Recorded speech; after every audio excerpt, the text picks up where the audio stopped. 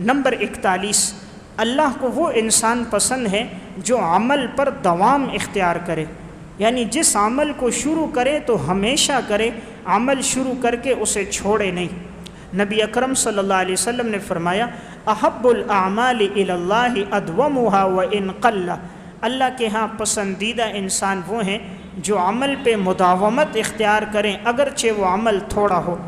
یہ صحیح مسلم کی روایت ہے، یعنی عمل پر دوام، ہمیشگی، یہ اللہ کو بہت پسند ہے۔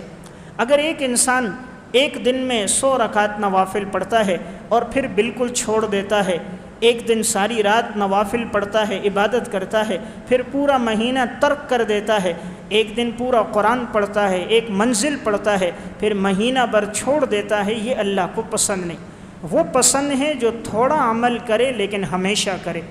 8-10 رکعت نوافل پڑھے لیکن روزانہ پڑھے، آدھا سپارہ تلاوت کرے لیکن روزانہ کرے، اللہ نے مال دیے خرچ کرے، روزانہ خرچ کرے، تسبیحات پڑھے، روزانہ پڑھے، تو دوام والا عمل اللہ کو پسند ہے۔ اللہ تعالیٰ کو جذبات والا عمل نہیں کہ ایک دن جذبات آئے تو عمل کیا اور پھر جذبات ٹھنڈے ہوئے تو اعمال چھوڑ دیے، یہ اللہ کو پسند نہیں۔